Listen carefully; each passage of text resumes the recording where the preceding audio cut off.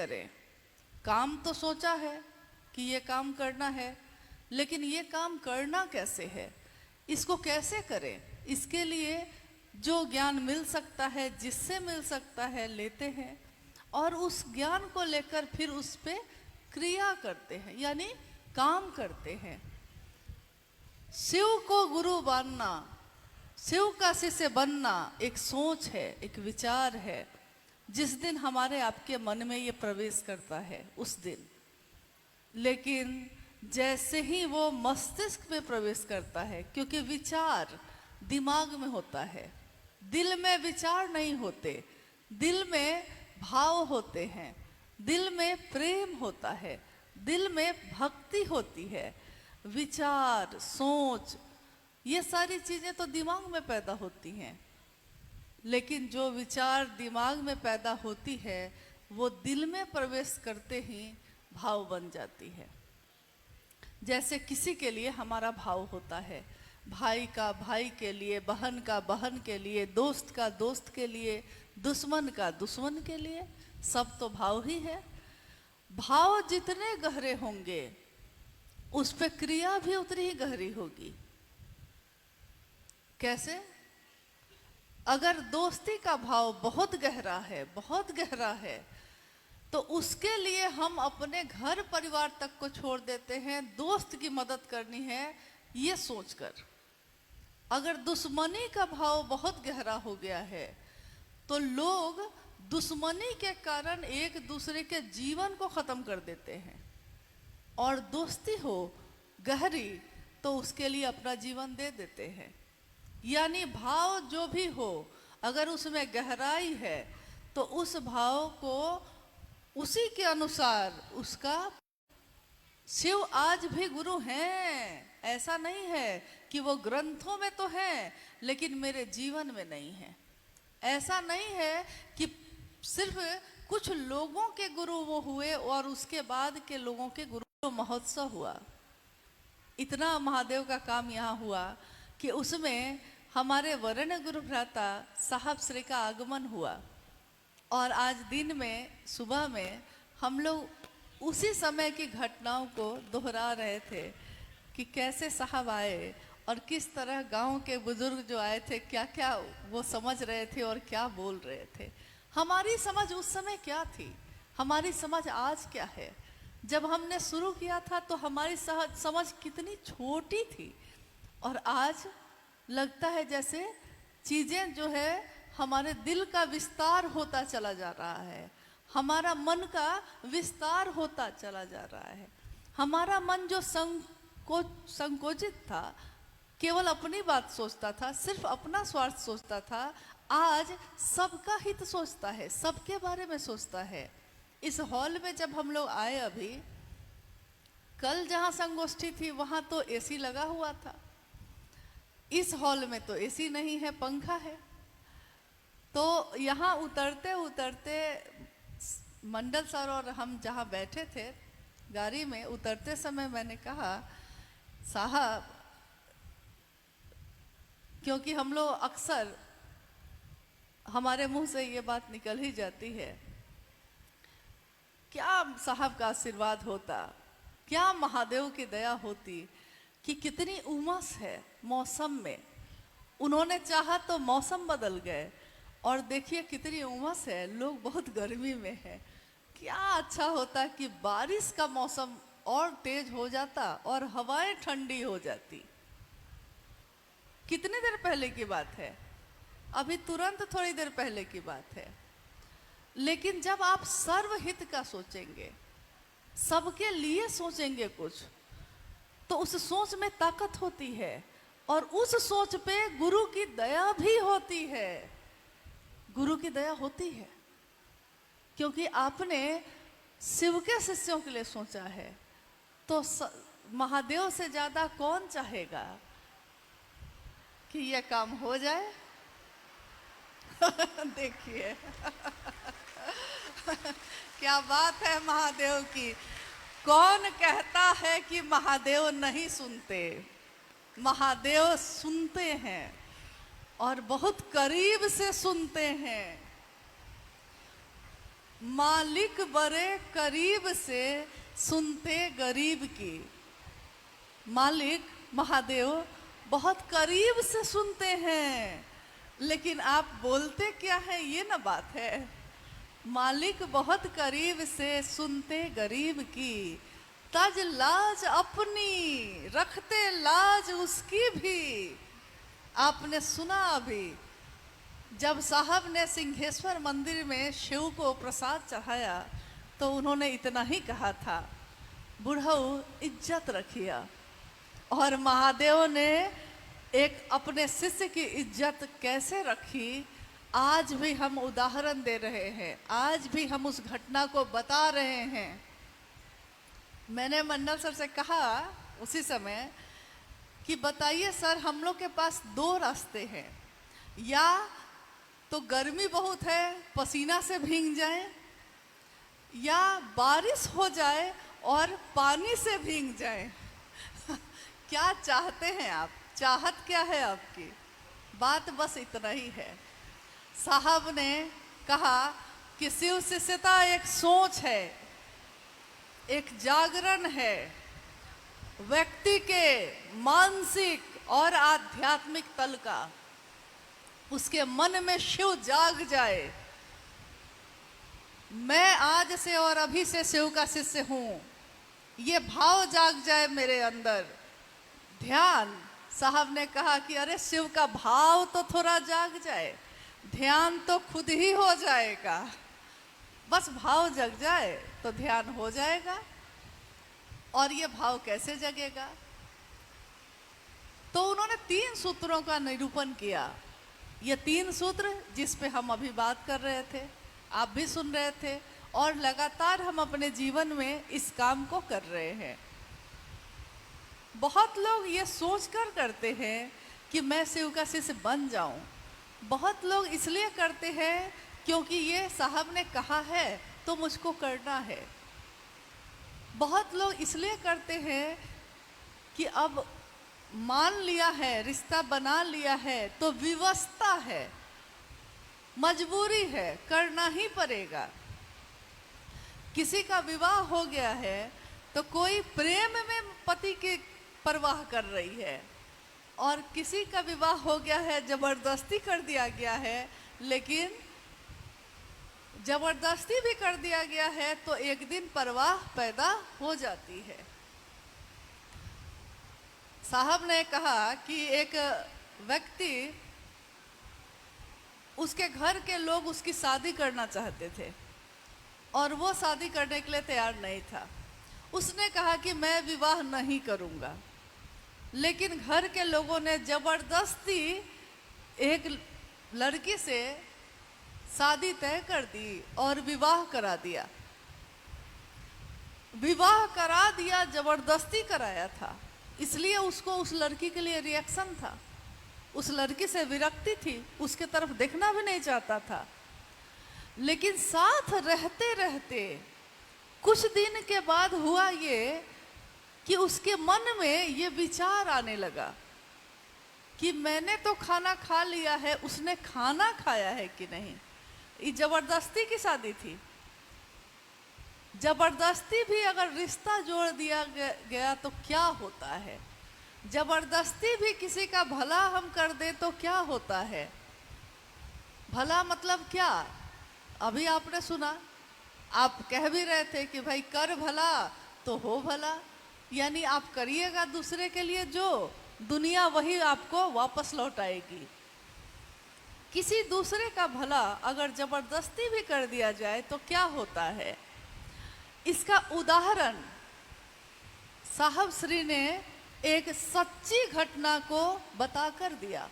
उन्होंने कहा कि अंग्रेजों का शासन था उस समय देश पे, और एक जज जो अंग्रेज थे, एक जज साहब जो अंग्रेज थे, उनकी अदालत में एक व्यक्ति को लाया गया और वो हत्या का मुजरिम था। उस पे आरोप थे कि इसने हत्या की है। अगले दिन उसकी सुनवाई होनी थी, डिसीजन यानी फाइनल सजा सुनानी थी उसको, और उस समय हत्या की सजा मतलब कि फांसी होनी है, तय है। उन जज जो थे उनका नाम था सर जॉन वुडरफ, और वो जज जो थे अपने बंगले में खड़े थे, सुबह का समय था। एक व्यक्ति उनके बंगले के अहाते में तेजी से दाखिल हुआ और उसने सर जॉन वुडरफ को कहा कि आज आप अदालत में जिसको फांसी की सजा देने वाले हैं, मैं उसका गुरु हूं और मैं कहता हूं कि वो हत्या का मुजरिम नहीं है। इसलिए आपसे अनुरोध करने आया हूं कि मैं जानता हूं कि वो निर्दोष है, उसको बाइज्जत बरी कर दीजिएगा। अंग्रेजों का जमाना था और शासन भी था, नियम कानून भी बहुत कड़े थे। उस व्यक्ति के अनुरोध को सुनकर जज साहब ने कहा, सीधे बाहर निकलिए, गेट आउट, सीधे बाहर निकलो, तुम्हारी हिम्मत कैसे हुई मेरे पास आने की। वो व्यक्ति सीधे लौट के चला गया। जाते जाते उन्होंने कहा कि लेकिन आप वही लिखेंगे जो मैं चाहता हूं, जो मैंने कहा है। और ये कहते हुए वो बाहर निकल गए। अगले दिन अदालत बैठी, कार्रवाई पूरी हुई, ये मामला कुछ दिन बीत चुका, ये सब हो चुका। क्या हुआ? कुछ दिन के बाद वही व्यक्ति फिर से सर जॉन वुडरफ से मिलने आए, यानी जज साहब से मिलने आए, और उन्होंने कहा कि आपको धन्यवाद देने आया हूं। जज साहब ने कहा कि किस बात का? उन्होंने कहा कि इस बात का कि आपने मेरे अनुरोध को स्वीकार किया, मेरी बात पे विश्वास किया। जज साहब को समझ में नहीं आया कि मामला क्या है। उस व्यक्ति ने कहा कि मैंने अपने शिष्य को कहा था कि निर्दोष है और आप छोड़ दीजिए, और आपने उसको बाइज्जत बरी कर दी। जज साहब को विश्वास नहीं हुआ। उनको लगा कि ये कैसे हो सकता है, मैंने तो उस आदमी की सजा लिखी थी, फांसी की सजा, ये फांसी की सजा बदल कैसे गई। तैयार होकर वो अदालत गए। अदालत पहुंच के उन्होंने कहा कि जो जजमेंट मैंने लिखा है उस किताब को लाओ, उस कागज को लाओ। लाया गया। उस पे इन्हीं के हस्ताक्षर थे, जज साहब के ही हस्ताक्षर थे, और लिखा था कि ये व्यक्ति निर्दोष पाया गया, इसलिए इसको बाइज्जत बरी किया जाता है। और सर जॉन वुडरफ स्तब्ध रह गए। उनको एहसास हुआ कि ये व्यक्ति कौन था जो आया और उसने जो कहा, मैं जज होकर उस कुर्सी पे बैठकर मैंने वही लिखा जो उसने चाहा। मैंने चाहा था फांसी की सजा देना और उसने लिखवाया बाइज्जत बरी। तो वो उनसे मिलने गए और उन्होंने जज की कुर्सी के लिए इस्तीफा लिखकर सरकार को दे दिया, अपने पद से इस्तीफा दिया। जो गुरु थे उनका शिष्य बने, और बाद में सर जॉन वुडरफ ने तंत्र पे बड़ी बड़ी किताबें लिखी। ये वाकया साहब श्री ने ही सुनाया था। उन्होंने कहा कि तंत्र पे, प्रेम और समर्पण पे उस जज ने, जो अंग्रेज था, उसने मोटी मोटी किताबें लिखी, और उसने उन किताबों में एक अनुभूति लिखी, अपनी एक वाकया लिखा। उसने लिखा कि बंगाल में एक वकील थे, बंगाली बाबू थे वो, और दुनिया के जितने भी पाप होते हैं लगभग सब वो करते थे। जितने भी कदाचार, नैतिक अनैतिक, सारे काम वो करते थे। कितनी बार इन्होंने कहा कि इस रास्ते को छोड़ दीजिए, गलत काम करना छोड़ दीजिए, लेकिन वो तैयार नहीं हुए, उन्होंने इनकी बात नहीं सुनी।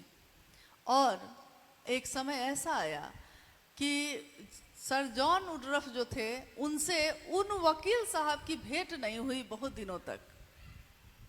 बहुत दिनों बाद उनको याद आया तो उन्होंने पता किया कि वो जो वकील साहब थे कहाँ हैं।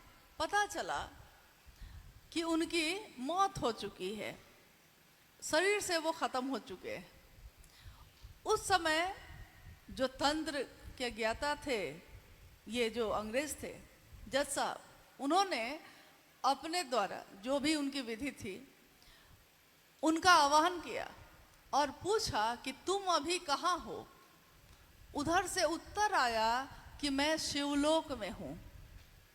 ये उस किताब में लिखा है जो उनके द्वारा लिखी गई, मैं शिवलोक में हूं। इन्होंने पूछा क्या वो शिव की दुनिया है? उन्होंने कहा कि नहीं, शिवलोक में शिव नहीं रहते। तो वहां कौन रहते हैं? तो उस उधर से उत्तर आ रहा है कि यहाँ रामकृष्ण परमहंस जैसे सदगुरु रहते हैं, उच्च श्रेणी के संत रहते हैं।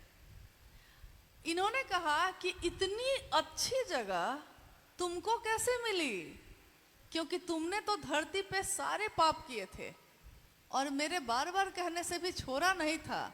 उस व्यक्ति ने कहा, उत्तर जो आया वो ये था कि मेरी मौत होने से कुछ महीने पहले, 5-6 महीने पहले मेरी तबीयत बिगड़ गई, तबीयत बहुत खराब हो गई और मैं इतना विवश हो गया कि मैं बिस्तर पे लग गया, उठ भी नहीं सकता था। मेरी पत्नी जो बहुत आध्यात्मिक थी, वो पूरे समय मेरी सेवा करती रही और उसने मुझको जितनी भी किताबें हैं ईश्वर से जुड़ी हुई, चाहे वो रामायण हो, शिव पुराण हो, महाभारत हो, गीता हो, जो जो उसको समझ में आया उसने मुझको बैठकर जबरदस्ती सुनाया। मेरा मन नहीं था सुनने का, मैं कान बंद करना चाहता था, लेकिन उसने जबरदस्ती सुनाया और इतना सुनाया कि मेरा मन जो इतना डूबा हुआ था पाप में, उस समय मेरे मन की प्रवृत्ति बदल गई और मैं ईश्वर से प्रार्थना करने लगा। फिर मेरी मौत हो गई और मुझको ये स्थान मिला। ये एक घटना है, एक वाकया है, लेकिन ये वाकया ये समझाता है कि जबरदस्ती भी किसी का भला करना पड़े तो कर देना चाहिए, क्योंकि क्या पता उसको समझ में नहीं है कि शिव को गुरु बनाना उसके पिछले कितने कर्म फलों को दग्ध करेगा, वो नहीं जानता, क्योंकि मन में अंधेरा फैला है। अंधेरा इस दुनिया में तो शाश्वत है, अभी तो दिन का समय है, लेकिन अगर ये बत्तियां हम बंद कर दें और सारे दरवाजे खिड़की बंद कर लें तो रोशनी होगी कि अंधेरा होगा? अंधेरा होगा। रोशनी को लाना पड़ता है और अंधेरा तो है ही, शाश्वत है। चाहे वो व्यक्ति के मानसिक स्तर पे हो, चाहे वो जागतिक स्तर पे हो, जैसा दुनिया में है, अंधेरे को लाना नहीं पड़ता। अंधेरा है, लेकिन अंधेरा गायब हो जाता है। अंधेरा तुरंत वहां से विलीन होता है जहां रोशनी की एक भी किरण अगर आ जाती है। सारे दरवाजे बंद हैं तो अंधेरा है, और थोड़ा सा दरवाजा खोलिए, हल्की रोशनी की किरण आएगी और पूरे हॉल में आपको दिखाई देना शुरू हो जाएगा। यानी चाहे वो जागतिक रोशनी हो, चाहे वो आध्यात्मिक रोशनी हो, जागतिक रोशनी इस हॉल को, आपके घर को रोशन करती है। चाहे वो दिया हो, चाहे वो बत्ती हो, चाहे वो लैंप हो, चाहे वो मोमबत्ती हो, लेकिन आध्यात्मिक रोशनी हमारे मन को रोशन करती है, मन में फैले अंधेरे को दूर करती है। और मन में जो फैला है अंधेरा, अगर वो दूर हो जाए, ये कैसे हो सकता है? और ये होने के बाद हमारा मन कैसा होता है? हमने जो शिव को गुरु बनाया है, हमने जो 3 सूत्र अपने जीवन में उतारा है, ये हमारा मन कैसा होता है? ऐसा होता है जैसा साहब श्री ने आओ चले शिव की ओर में लिखा भी है, और शिव चर्चाओं में उन्होंने कहा भी ये कि महादेव की करुणा, महादेव के द्वारा सतत प्रवाहित करुणा जब शिष्य भाव से मिलती है, महादेव के द्वारा सतत प्रवाहित करुणा जब व्यक्ति के शिष्य भाव से मिलती है तो क्या होता है? तो वो उसके मन में चिन्मयी उद्वेलन पैदा करती है। हम जो ये कहते हैं ना कि पहले सूत्र में हम बार बार ये क्यों कहते हैं, हे शिव आप मेरे गुरु हैं, मैं आपका शिष्य हूँ, मुझ शिष्य पर दया करिए। हम ये क्यों कहते हैं, मुझ शिष्य पर दया करिए, ये क्यों कहते हैं?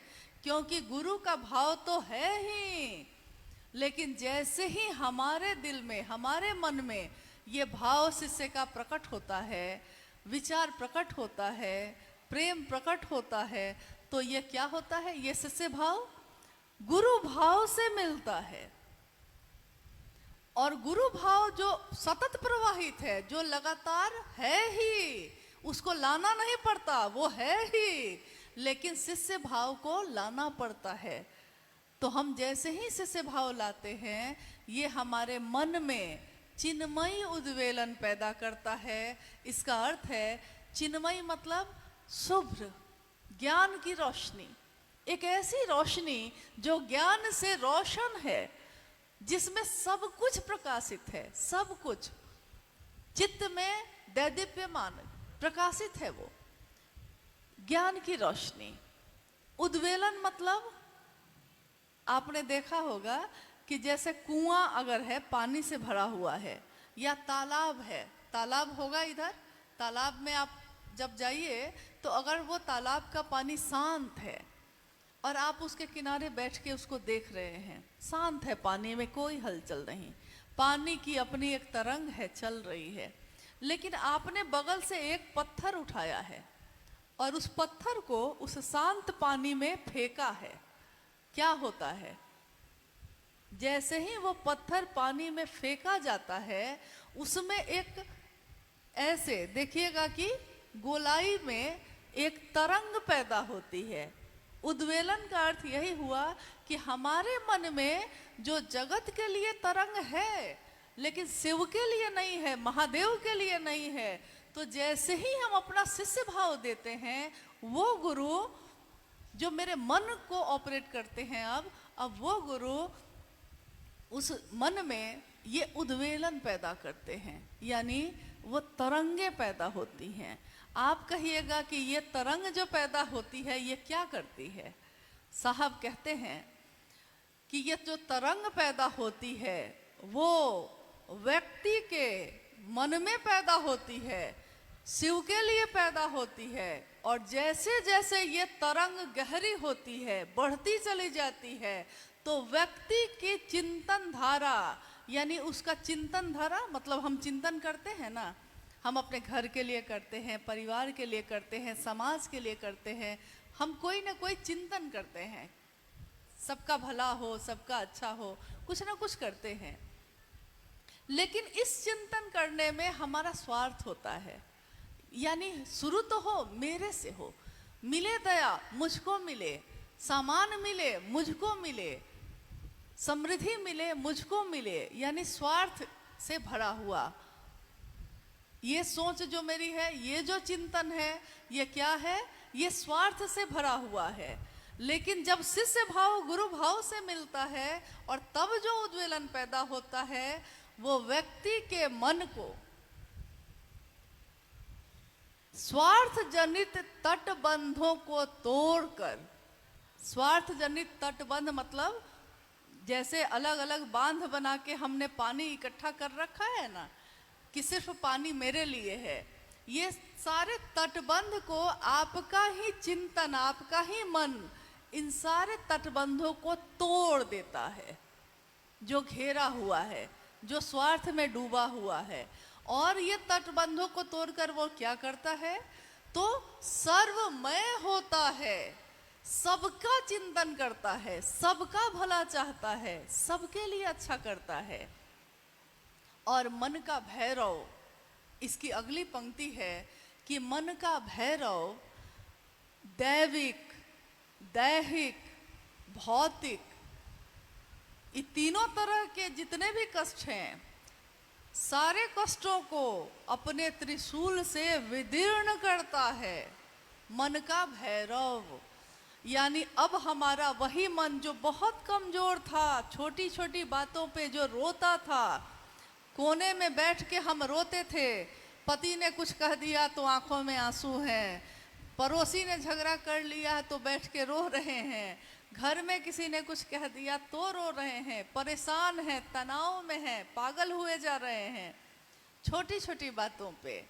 और आज बड़ी बड़ी बातें होती हैं, आप अपनी ही कानों से सुनते हैं कि किसी ने आपके लिए क्या क्या ना कह दिया, जबकि आपने नहीं किया है कुछ ऐसा। वो सारी बातें सुनते हैं आप, लेकिन आपके मन पे इन बातों का कोई प्रभाव नहीं। क्यों नहीं है? क्योंकि ये मन जो इतना कमजोर था, उसने शिव की संगति ली है, और शिव की संगति लेने के बाद ये मन अब कैसा है? तो मन का भैरव। भैरव मतलब जिसकी आवाज सुन के भी भय पैदा हो। भैरव शिव का के गण हैं ये। आवाज सुन के भी जिसके भय पैदा हो, आपका ही मन अब मन भैरव है। और वो क्या करता है? जब मन मजबूत होता है तो क्या होता है? दैविक, यानी कोई ऐसा कर्मफल जो हम कहते हैं ना पिछले जन्म से चला आ रहा है। हम कहते हैं कि इस जन्म में तो हमने कुछ ऐसा नहीं किया, तब भी क्यों भोग रहे हैं? तो हम में से कोई कहता है कि लगता है पिछले जन्म में कुछ किया होगा। यानी दैविक जो ऊपर से ही आरोपित है आप पे, आपको भोगना ही पड़ेगा। दैविक और दैहिक यानी इस देह का, इस शरीर का। कुछ न कुछ बीमार हैं, बीमारी हो गई, कुछ न कुछ हो गई, ठोकर लग गई, चोट लग गई, कुछ न कुछ हो गया। दैहिक। भौतिक, आर्थिक तंगी हो गई है, नौकरी छूट गई है, जमीन बिक गई है, हाथ में 1 रुपया नहीं है, यानी भौतिक। रहने को घर नहीं है, चलने को गाड़ी नहीं है, हर तरह से कष्ट ही कष्ट है आर्थिक रूप से, यानी भौतिक रूप से। लेकिन शिव का शिष्य होकर मन ऐसा भैरव होता है कि वो इन तीनों को, दैविक, दैहिक और भौतिक, तीनों तरह के कष्टों को एक साथ दग्ध करता है, एक साथ विदीर्ण करता है, सीधे उसको फाड़ देता है, खत्म करता है मामला। मन पे उसका असर होना बंद। बीमार हैं तब भी ठीक, बीमारी ठीक हो जाएगी, नहीं होगी तो क्या करेंगे? अब महादेव यही चाहते हैं। पैसा नहीं है, चलिए कोई बात नहीं है, अब निकल गए हैं, दूर नहीं जाएंगे तो कोई बात नहीं, बगल वाले से बात कर लेंगे, कोई फर्क नहीं पड़ रहा। पॉकेट में पैसा नहीं है, लेकिन अंदाज तो ऐसा है कि जैसे लगता है कि फकीरी में अमीरी की अदा लेकर आए हैं। फकीरी है लेकिन अदा कैसी है? लगता है कि जैसे कहाँ के अमीर आए हैं, इतना ताव है। कोई महादेव के लिए कुछ कह दे, उसके घर दोबारा नहीं जाएंगे। नहीं, ऐसा करते हैं ना हम लोग। यानी मन का भैरव अब क्या क्या करवा रहा है आपसे। और भौतिक मतलब पहले इस बात का असर होता था कि बगल वाले का घर 3 मंजिला बन गया और हम लोग 1 ही मंजिल पे हैं। उसका घर जो है उस पर टाइल्स लगा हुआ है और मेरे घर की दीवार पे मिट्टी लगी हुई है। पहले मन पे इसका असर था, अब है, अब होता है ये असर, कोई फर्क पड़ता है, क्योंकि मन ये समझ गया कि रहना नहीं है, देश वीराना है। हम आए हैं महादेव के पास से, महादेव का काम करेंगे, महादेव महादेव करेंगे और वापस लौट जाएंगे। ठीक वैसे ही जैसे यहाँ आने के लिए, एक छोटी सी यात्रा में आने के लिए, न आप अपना घर लाए, न अपना टीवी लाए, न अपना फ्रिज लाए, न अपना कोई भी सामान लाए, क्योंकि आपको पता था कि छोटी सी यात्रा है, क्या लेकर जाएंगे, जो लेकर जाएंगे वो बोझ बनेगा, इसलिए छोड़िए। और ऐसे भी तो बटा ही जाएगा। ये भी समझ आ गई कि जैसे ही ये शरीर खत्म होगा, अपने ही लोग बाँट उठ के रेडी हो जाएंगे, तैयार हो जाएंगे। यानी ये समझ, पूरी की पूरी समझ। अब इसी समझ के लिए पूर्व में साधु संतों ने या आज भी कितने लोग हिमालय की गोद में जाते हैं, अपना घर गृहस्थी छोड़ देते हैं, हिमालय में जाके साधना करते हैं। एकांत हो, कहीं कोई हलचल नहीं हो, कोई आवाज नहीं चाहिए, महादेव पे ध्यान मेरा टिक जाए, ऐसी जगह चाहिए। तो गुफा में बैठे हैं, तो हिमालय पे बैठे हैं, तो घोर घनघोर जंगल में जाके बैठे हैं। और हम आप कहाँ बैठे हैं? हम आप कहीं नहीं गए।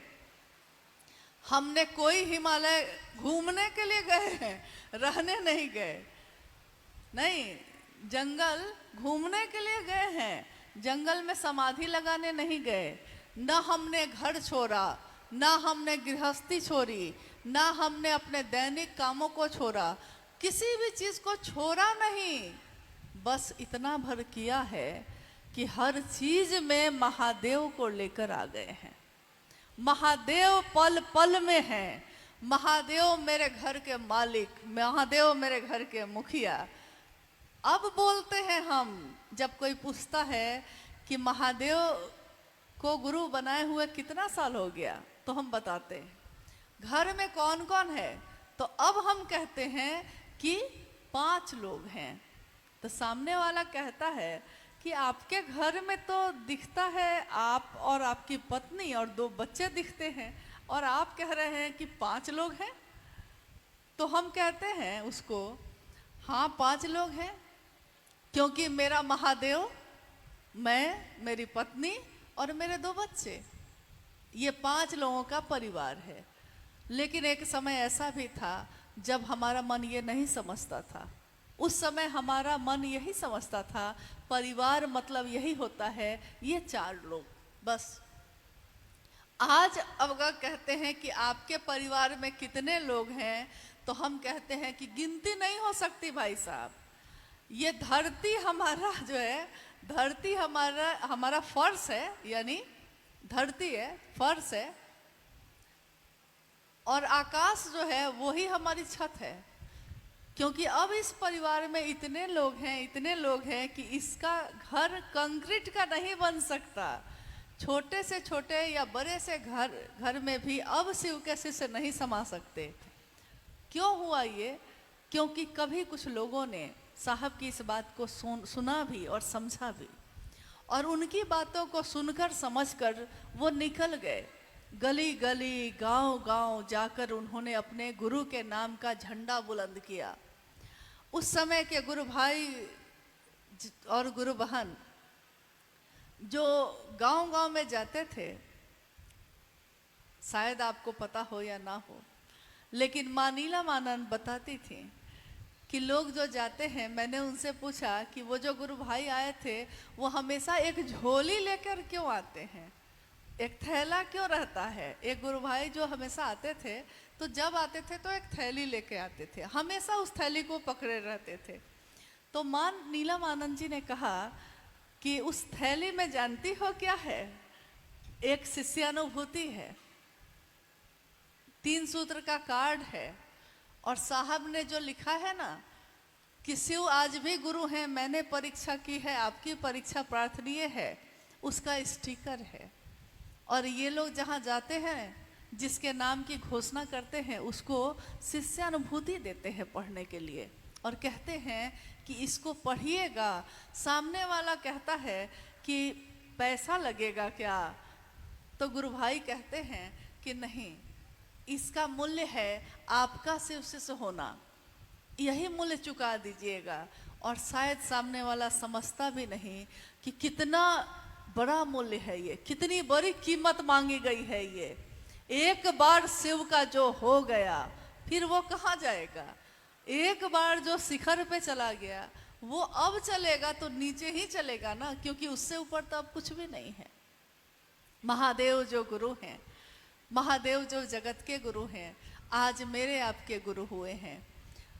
उस समय तो झोली लेकर लोग घूमे और शिष्यानुभूति और 3 सूत्र का कार्ड बांटा लोगों को। ये कौन लोग थे? क्या उनके पास बहुत पैसे थे कि इतना इतना शिष्यानुभूति छपवा लिया? उस समय तो संस्था भी नहीं बनी थी, ट्रस्ट भी नहीं बना था। अब है 2007 में 3 संस्था और न्यास बने जो महादेव के काम को बढ़ाने के निमित्त साहब के द्वारा बनाए गए, और आज भी वो इस काम को कर रहा है और तेज गति से हो रहा है ये। लेकिन जब का ये मामला है, उस समय तो ये भी नहीं था। तो आपने कभी सोचा है कि शिष्यानुभूति दी तो गई मुफ्त में, लेकिन छपने में पैसे तो लगे होंगे। एक बार साहब ने कहा कि यार अगर मैंने ये सोचा होता कि पैसे ही कमाने हैं मुझको, तो शिष्यानुभूति की कीमत 10 रुपए रख देता और आज मैं अरबपति होता, क्योंकि इतनी कॉपी इसकी बटी है कि जिसकी कीमत 10 रुपए भी अगर होती तो आज मैं अरबपति होता और आलीशान जगह पे रहता। लेकिन ये मेरी चाहत नहीं, मेरी इच्छा नहीं है। इच्छा होती तो शायद महादेव ऐसा करते, लेकिन महादेव ने ऐसी इच्छा पैदा ही नहीं होने दी। उन्होंने कहा कि बताइए ये छपने में पैसे लगे होंगे कि नहीं। आपने कभी सोचा है कि 1990 के दशक में ये शिष्यानुभूति छापी गई, उस समय किन लोगों के पैसे से ये छापी जाती थी? उन्हीं लोगों के जिन्होंने साहब और दीदी से ये वादा किया कि साहब आपने जो कहा है हम करेंगे, चाहे लाख आफत आए। अब शिव को अपना मान लिया है तो मान लिया है, अब वापस नहीं होंगे। ये रास्ता एक ऐसा रास्ता है जिस पे आगे बढ़ने का रास्ता है, ये वापसी का कोई रास्ता नहीं। एक बार प्रेम के रास्ते चले गए, उसका कोई तल नहीं है, वो अतल गहराई है उसकी, समाहित ही होता रहता है हमारा मन, वो वापस नहीं आएगा। तो साहब ने कहा कि बताओ उस समय ऐसे आए। मां नीलम आनंद जी ने कहा कि साहब के पैसे से ही जो तनख्वाह मिलती है थोड़ा थोड़ा भी बचाने की कोशिश करते हैं, और कुछ जो गुरु भाई गुरुवान हैं अपने पास से जो वो कमाते हैं उसी में से थोड़ा थोड़ा पैसा एक जगह जमा होता है, और उसी पैसे से ये शिष्यानुभूति छपती है और महादेव का काम आगे बढ़ता है। सोचिए, पैसे तो लगे थे उसमें, लेकिन सामने पैसा नहीं रखा गया, सामने रखा गया आपका शिवसी से हो जाना। इसकी कीमत है, और इस कीमत को लोगों ने चुकाया शिवसी से बनकर उस रास्ते पे चल के। तभी आज शिवशिष्यता इतनी ज़्यादा है, करोड़ों की संख्या जिसमें है और गिनती जिसकी नहीं हो सकती, वैसा कारवां आज बन गया है। महादेव की असीम दया से हम सभी उस रास्ते पे चल रहे हैं। आज झारखंड के जंगलों में जहां आप जाते हैं, क्या हमारे कंधे पे है वो झोली? आप में से कितने लोगों के पास शिष्यानुभूति है? कभी आपने पढ़ा? अपने साहब की अनुभूति को कभी पढ़ा है, दूसरों को सुनाया है? क्या अपने साहब के इस दर्द को बांटा लोगों में? क्यों बांटा है तो बहुत अच्छा, और अगर नहीं बांटा है तो अनुरोध है कि इसको जरूर। नहीं पढ़ने आता है तो कोई बात नहीं, मेरे आंखों के सामने की यह घटना है। कितने लोग ऐसे आए जिन्होंने साहब और दीदी से यह कहा कि हमको पढ़ने नहीं आता दीदी, हम क्या पढ़ेंगे, हम तो अनपढ़ हैं। मां नीलम आनंद जी ने कहा कि अक्षर नहीं आता है तो कोई बात नहीं, साहब की अनुभूति है ना, इसको अपने तकिया के नीचे रख के सो जाना। साहब ने कहा शिव को गुरु मान लिया है ना तुमने, चादर ओढ़ कर सो जाना।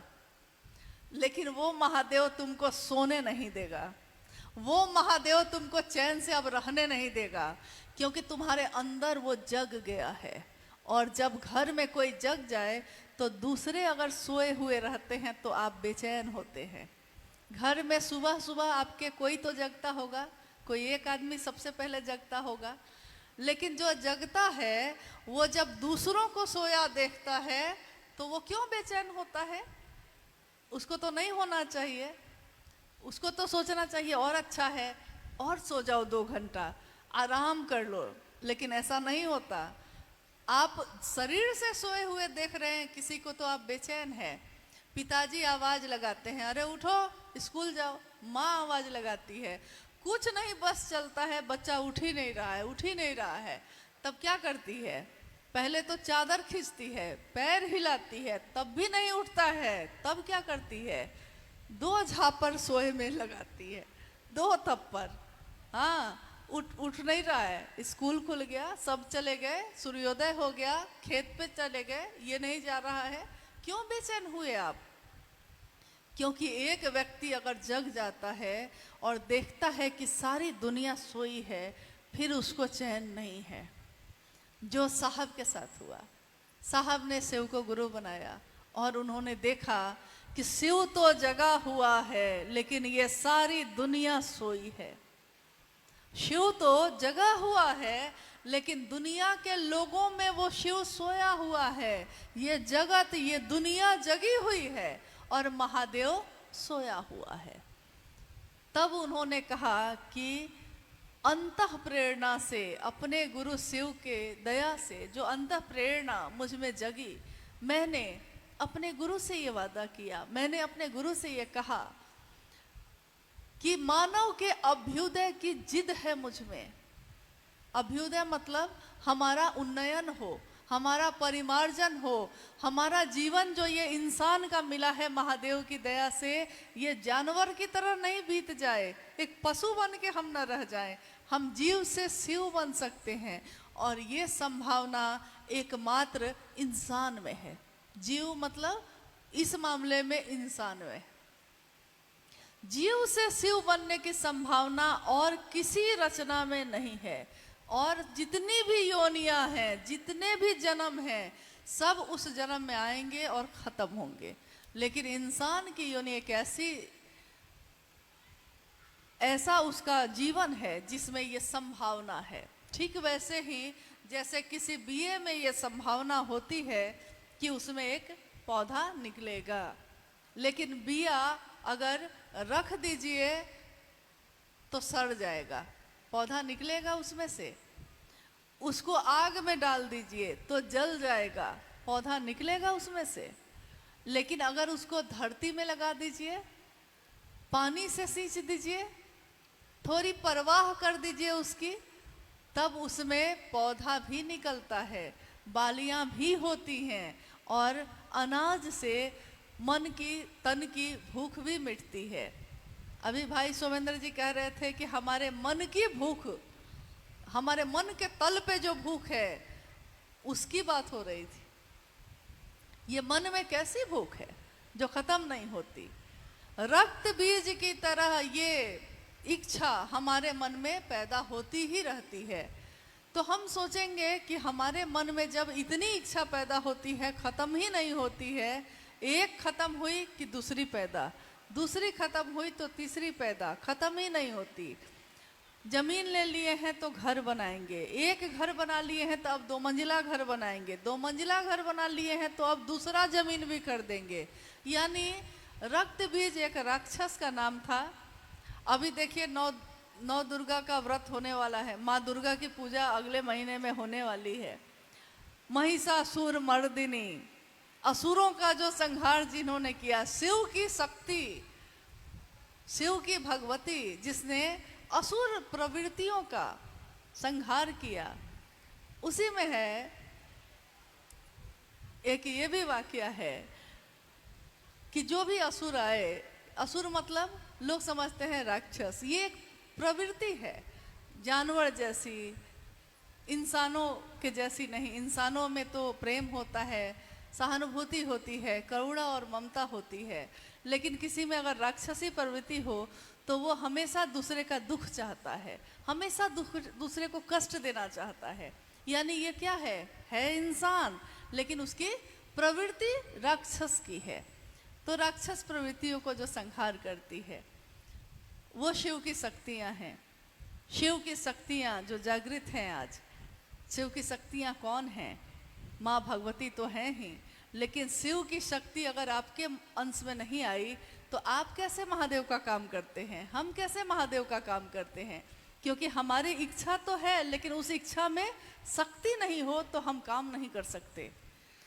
इच्छा शक्ति जिसको हम कहते हैं, इच्छा में ताकत नहीं हो तो हम चल सकेंगे, हम काम कर सकेंगे? नहीं कर सकेंगे। एक बार एक जिज्ञासा आई थी साहब के पास कि हम भगवती की पूजा करें या ना करें। शिव का शिष्य होकर हमको भगवती की पूजा करनी चाहिए कि नहीं करनी चाहिए। तो साहब ने कहा कि पहले ये तो जान लो भगवती कौन है। शिव की ही तो शक्ति है, न वो शिव से अलग है न शिव उनसे अलग है, क्योंकि शिव का ही प्रकटीकरण है वो, तो अलग थोड़े ही है। लेकिन शिव की पूजा सबकी पूजा, उसमें उनकी सारी शक्तियाँ, समस्त शक्तियाँ उसी में प्रकट होती हैं, उसी में विलीन होती हैं, और उसी का प्रकटीकरण हम और आप भी हैं। हमारा मन भी उसी तरह चलता है। चलिए, आज जो ये संगोष्ठी है उसमें अब ये समापन की तरफ है, लेकिन हम लोग जिज्ञासाओं पे बात कर लेते हैं। अगर कोई जिज्ञासा आई है, जिज्ञासा का अर्थ होता है जो आपके मन में पैदा हुई हो। अगर आपके मन में ये पैदा हुई है तो उसका उत्तर जितना भर आता है देने की कोशिश हम लोग करेंगे, क्योंकि ये गुरु का मंच है। इस पे कोई विद्वान नहीं है, कोई बहुत ज्ञानी नहीं बैठा है। जैसे आप शिव के शिष्य, वैसे हम भी शिव के शिष्य, और हम सभी गुरु भाई गुरु बहन जितना भर हमने अपने साहब से जाना है महादेव के बारे में, उतना भर दूसरों से बताने की कोशिश करते हैं। कहते हैं कि जितना जाना है उतना भर तो बताइए।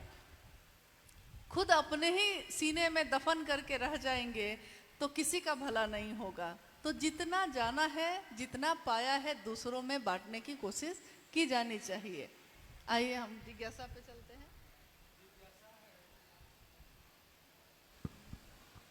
जिज्ञासा है कि शिव शिष्य होकर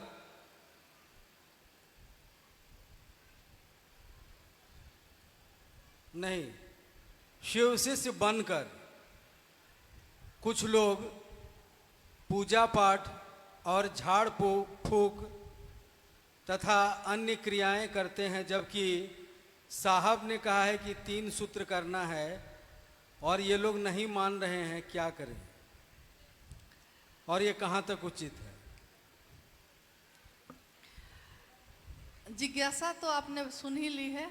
जिज्ञासा ये है कि शिव का शिष्य बनकर हो, पहले इन्होंने कहा होकर, लेकिन तुरंत इनको लग गया कि हाँ गलत है ये। हो जो जाएगा वो तो ये काम करेगा ही नहीं। जो शिव शिष्य होगा वो तो शिव के नाम पे ये सारे व्यापार करेगा ही नहीं।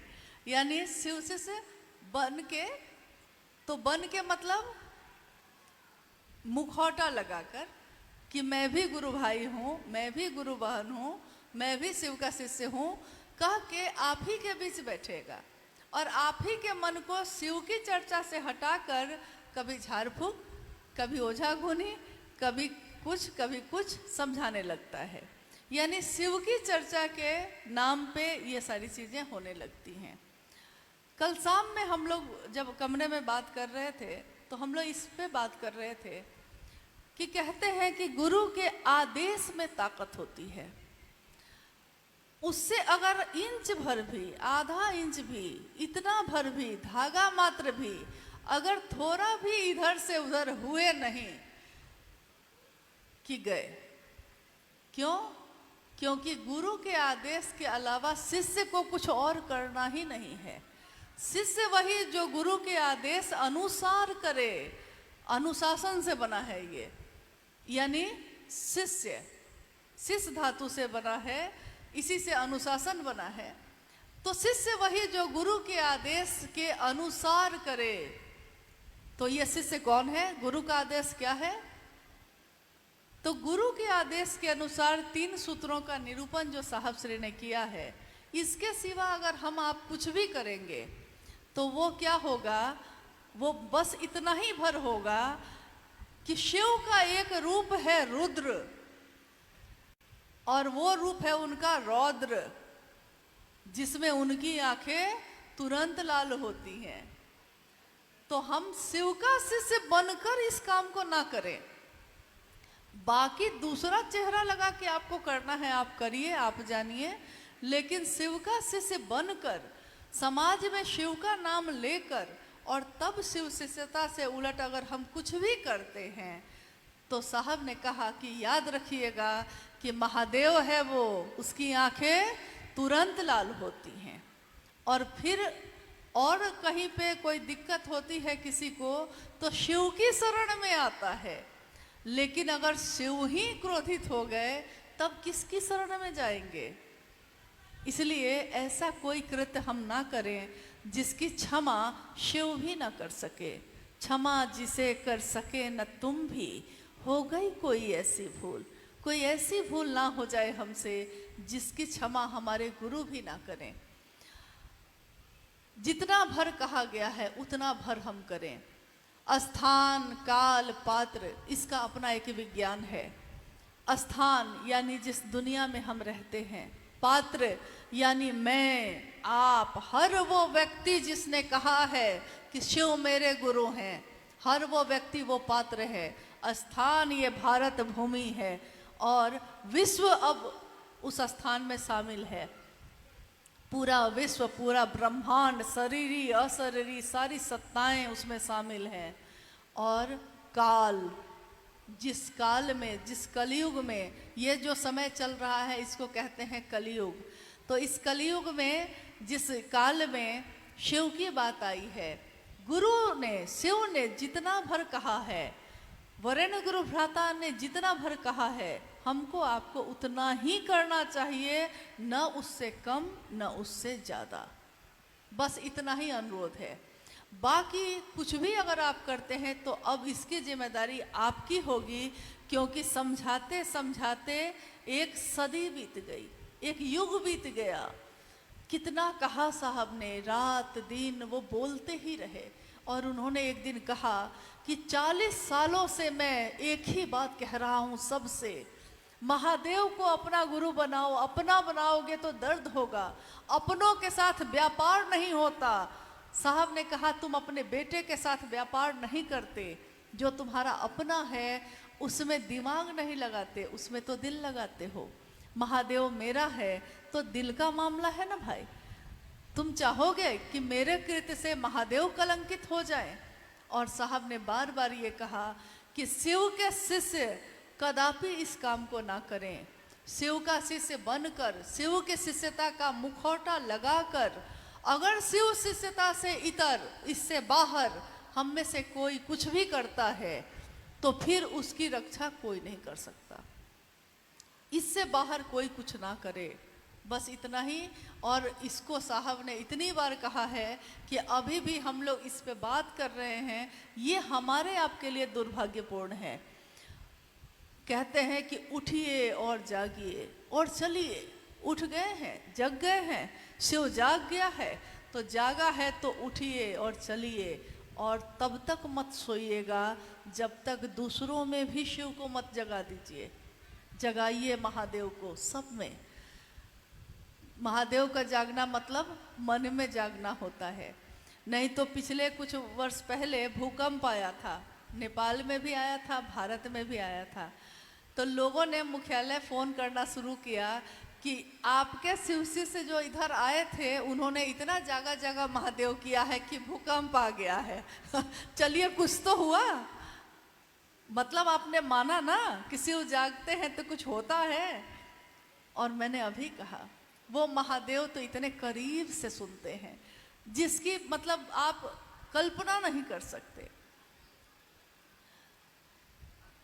आंसू लेकर कोई शिष्य अपने गुरु को पुकारता है और कहता है, ये मां नीलम आनंद जी की डायरी में लिखी हुई कुछ पंक्तियां हैं।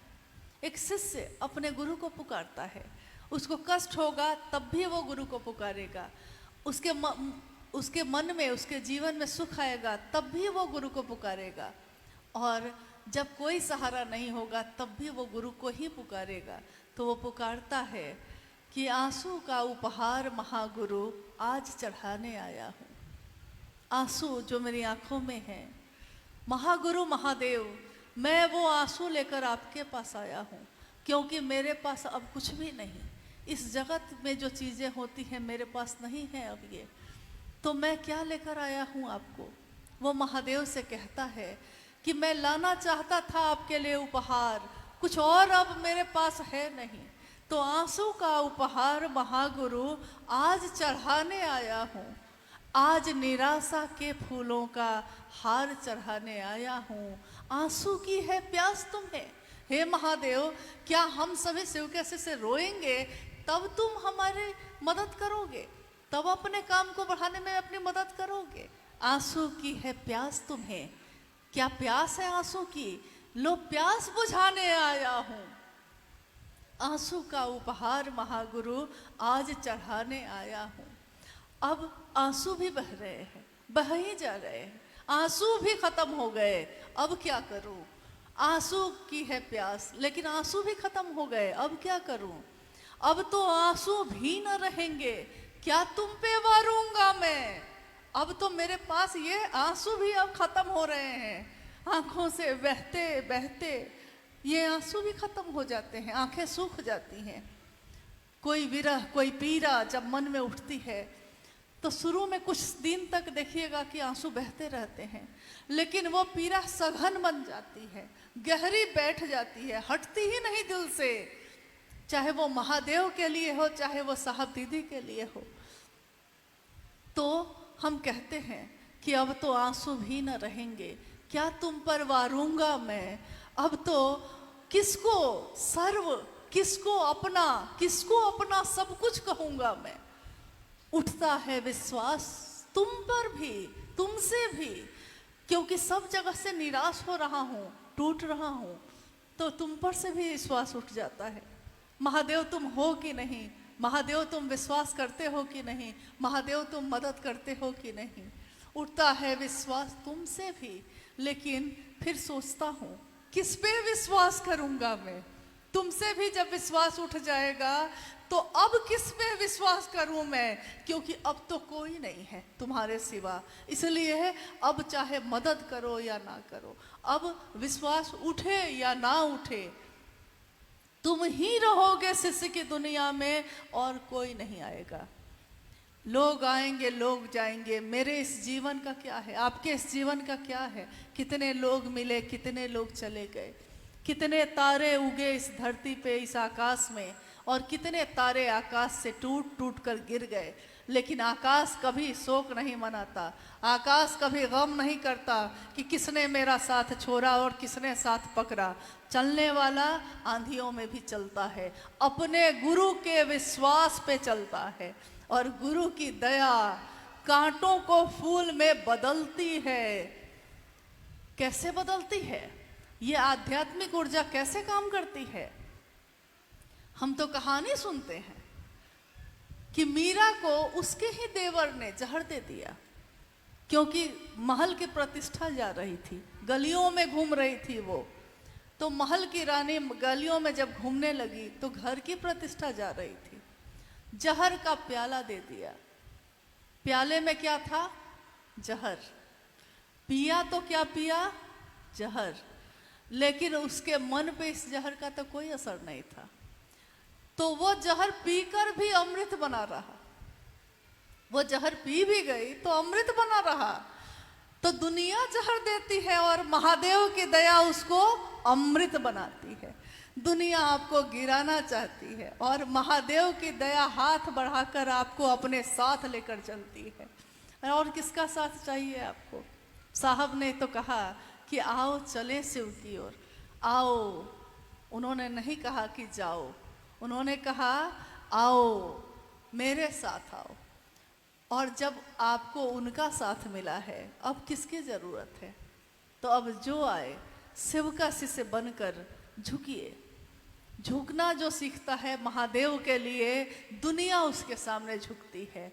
झुकिए महादेव के लिए, चाहे वो महादेव का नंदी है, झुकिए। महादेव का है ना, वो सांप है, वो महादेव का है, लेकिन याद रखिएगा सड़क का सांप नहीं।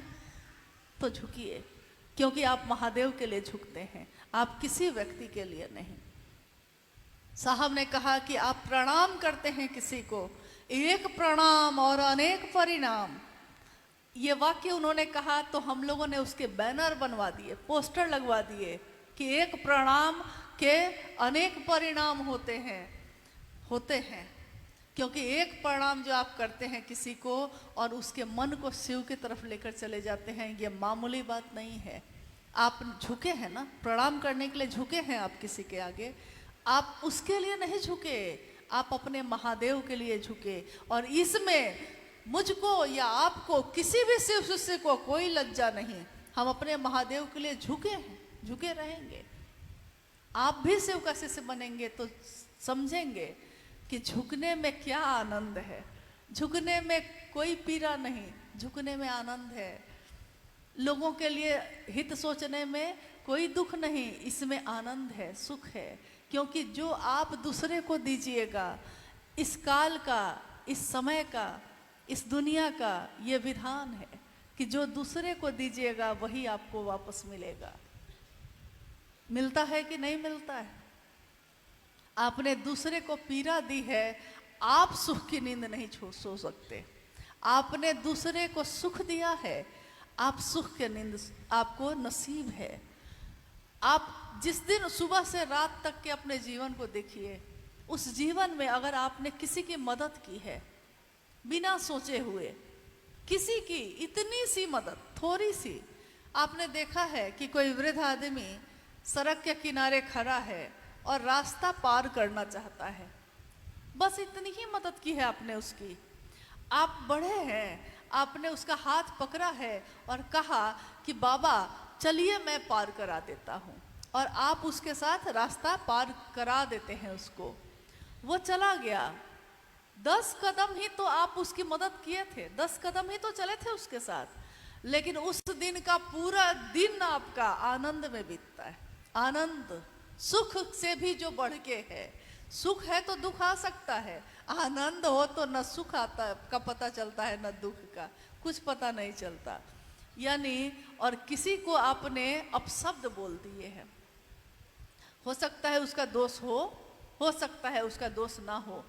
किसी को आपने नीचा दिखा दिया है, किसी को आपने रूखा बोला है। आप कहिए, आप सोचिए, क्या उस दिन आपका मन चैन में है? आप सुखी हो गए ऐसा करके? आपके मन में, आपके जीवन में आनंद आया?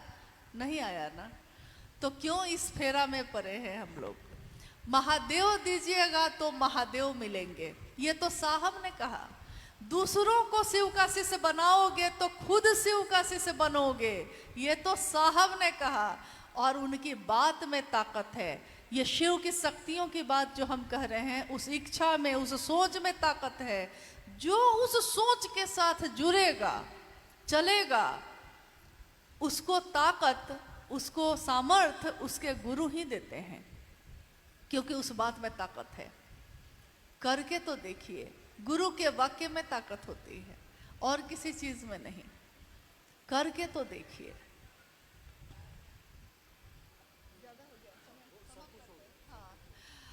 हाँ, इन्होंने कहा कि सब कुछ हो गया, सही बात है। और क्या कहें, इससे ज्यादा क्या है कहने को? महादेव को पुकारिए और उनका, कहते हैं ना, ले ले भभूत भव की। भव की मतलब भाव की, शिव भाव की। हम भभूत लगाने जाते हैं किस चीज की? अगरबत्ती जला है तो उसका भभूत लगाएंगे, नहीं दिया जला है तो उसका काला टीका लगाने जाएंगे, कि सोचते हैं कि शुभ होगा, कल्याण होगा। और साहब कहते हैं कि ले ले भभूत भव की, माथा उछाल कर, माथा को ऊंचा करो, उछालो, महादेव तुम्हारे गुरु हैं। और भव की यानी भाव की, उस भाव की भभूत अपने माथे पे लगा लो। भाव का भभूत, अगरबत्ती का, दिया का नहीं, भाव का ही भभूत लगा लो। भाव, हाँ, ले ले भभूत भव की, माथा उछाल कर। मत सोच क्या खता है, मत सोचिए हमसे क्या गलती हुई, क्या हुआ, हम क्या किए, क्यों हुआ, वो आदमी क्यों हमको ऐसे बोला, पहले हमको अच्छा समझता था, अब खराब क्यों सोचने लगा, हम दुखी हो रहे हैं, पागल हो रहे हैं, क्यों हो रहे हैं? मत सोचिए क्या खता है, मत सोच क्या खता है। खतावार होंगे शंभु, खतावार कोई होगा ना, शंभु होंगे, क्योंकि उन्होंने ही चाहा होगा। उनकी चाहत हमेशा अच्छे के लिए होती है। जब हम किसी व्यक्ति से जुड़ने लगते हैं ना तो महादेव झटका देते हैं, हटो, ज्यादा उससे क्यों जुड़ गए, मेरी तरफ जुड़ना था ना, जुड़ना तो था महादेव से, व्यक्ति से क्यों जुड़ गए। तो झटका वही देते हैं। उस समय हमको समझ में नहीं आता, हमको दुख होता है, लेकिन फिर लगता है कुछ दिन के बाद ये तो मेरे भले के लिए किया था गुरु ने। इसलिए गुरु कुम्हार शिष्य कुंभ है, गढ़ी गढ़ी काटे खोट। यानी गुरु जो है वो कुम्हार हैं, हम क्या है, मिट्टी का ढेला ही तो है। जैसी आकृति वो गुरु बनाना चाहते हैं वैसी वो बना देते हैं और वैसी बन के हम सामने दिखते हैं। अब आपको जैसा महादेव ने बनाया है, अगर महादेव ने महादेव ही बना दिया है तो आगे बढ़िए, महादेव की दया लीजिए और महादेव के काम को बढ़ाने में दूसरों की मदद करिए। आपके अगल बगल में बहुत ऐसी जगह है जहां शिव शिष्टता का दिया नहीं जला। आपके टाटा के इस पूर्वी सिंहभूम के एक तरफ में उड़ीसा का मयूरभंज है, एक तरफ में बंगाल का वीरभूम है। बहुत ऐसी जगह है जहां अभी तक शिव शिष्टता की बात नहीं पहुंची। आपके लिए नज़दीक है। आग्रह है आप सभी से, अपने जिला को भी देखिए और थोड़ा बाहर निकलिए, इससे बहुत चीज़ें ठीक होती हैं। काम होता है तो शैतान आता है दिमाग में, नहीं आता है। काम करने वाले के दिमाग कभी खराब नहीं होता, वो ठीक रहता है हमेशा। तो हम लोग अपने गुरु के काम को बढ़ाएं। हम सभी का जीवन महादेव की दया से, साहब दीदी के आशीर्वाद से सुखमय हो, शिवमय हो, इसी की कामना इस संगोष्ठी में उपस्थित आप सभी के लिए और अपने लिए भी करती हूँ। महादेव की दया बनी रहे, हम साहब दीदी के संकल्प पे बढ़ सकें, थोड़ा भी कर सकें, चाहे ज़्यादा न कर सकें, इसी की कामना है। बस आप सभी के चरणों में प्रणाम है। आप सबको मेरा प्रणाम।